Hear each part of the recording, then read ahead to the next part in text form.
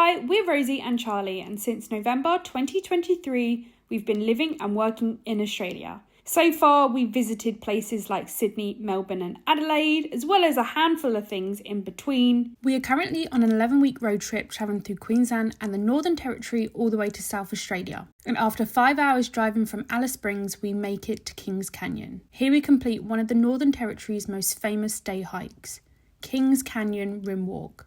Morning everyone, we have driven about 3 hours from Elronda, I want to say, to Kings Canyon. We've come here for the Crater Rim Walk, and as you can tell, pretty busy. There's a couple of ways to get to Kings Canyon. We actually went to the Alice Springs Visitor Centre to check it out, and they do have maps that are super helpful. So originally we were going to go from Alice Springs across, but you need a permit. Don't know how much the permit was. Then there's a route down that you then cross across, also 4x4. And the way that we done it was driving down to Arunda, across, and then up. And that is all sealed, there's no issues. It just means having to drive like an extra 2 hours. So that's where we're going next. Up all of those stairs. So the walk is supposed to be really steep at first, and then it's just a walk around. This is it. Doesn't look too bad, but I could be speaking too early. Yeah, ask me in 5 minutes. And it was indeed very hard, as you can tell by the heavy breathing. The stairs kept coming and coming, but luckily every so often there was a platform to look out at before, again, more stairs. Until eventually you're almost there. So we've made it almost to the top now, where it's almost flat. There is a lot of steps, but there's quite a lot of rest areas as well. So that bit where I was like, doesn't look too bad, that's the first rest.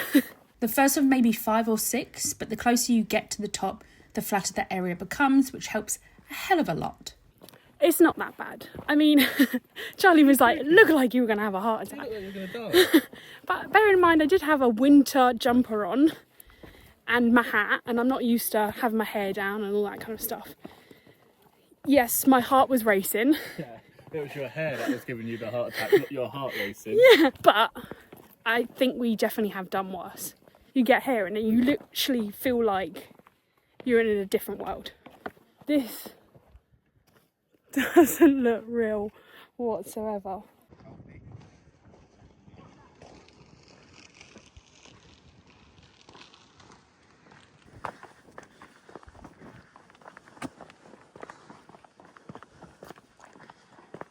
We are doing this at like 11 o'clock, and there's so many people.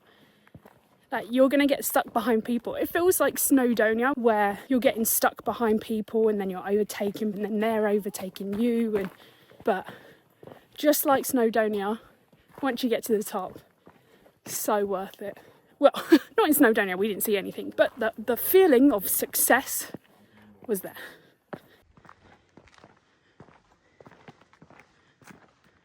Just another platform, again, lovely. And they've got all of these signs saying like sheer cliffs area. Whoa, no shit, Sherlock. But there is literally no barriers. Like, you step too close, you're off. You're gone, mate.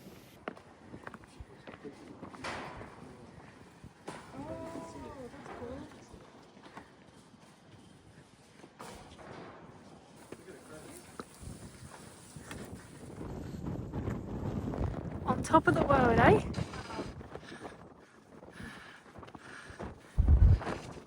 Look, this is what I mean when you can get so close to the edge. Yeah. That's me. Charlie's thinking, don't go any closer.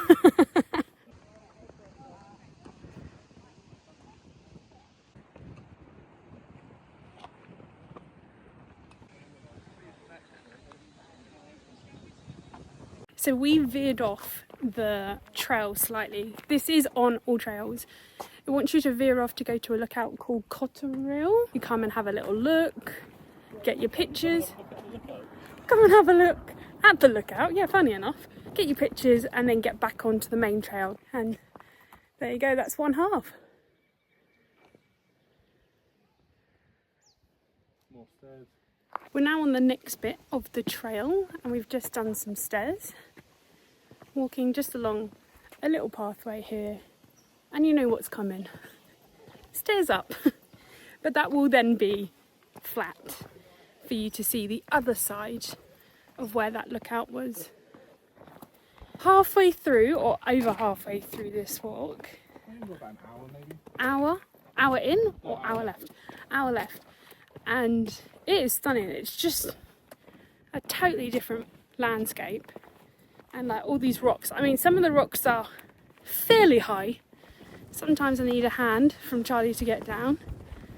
Sometimes I'm having to almost jump to get up. Oh, Jesus. But the adventure in itself is just so good.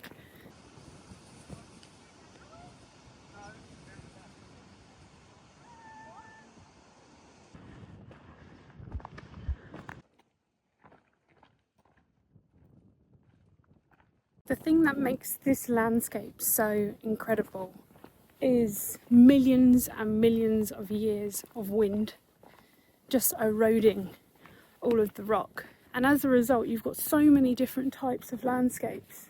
You've got like the bounces at the top, you've got like the flat bit, you've got like the bubbles. I don't know, obviously I'm not a scientist, so I don't have the scientific names for all of them, but it is extremely interesting.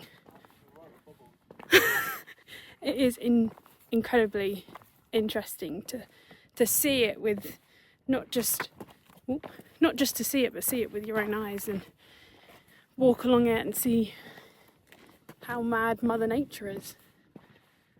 Like, look at this.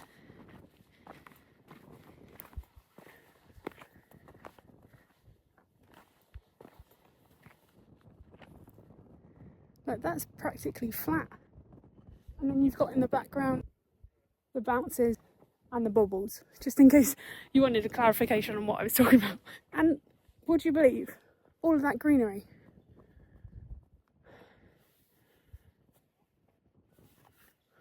It's madness.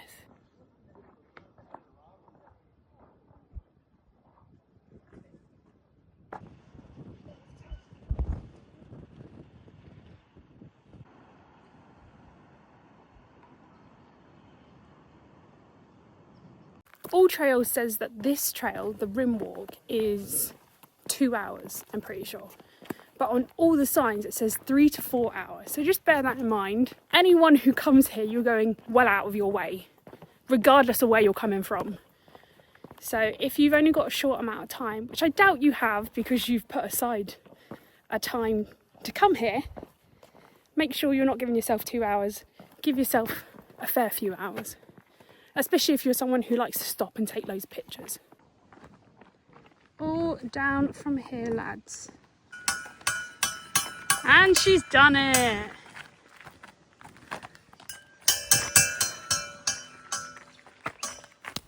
Two and a half hours to get up and around and then back on ourselves. There is also like little bits that we didn't do. So there's the Garden of Eden that's just a little bit further down when you're at the top. You can then walk through the centre of the canyon. Which we ended up doing the next morning. Just made it to the lookout point. It's now about 9 o'clock. And it's so quiet, the sun's still down. If you look up, that's where we were yesterday. We're up the top of that. It's a lot easier today. Yeah, a hell of a lot easier. And there is like loads of signs along the way talking about different birds that you can see. It's nice.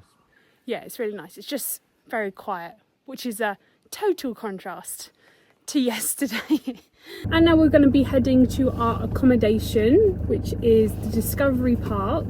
There's only 2 places in Kings Canyon. One is the Discovery Park, one is the like a station.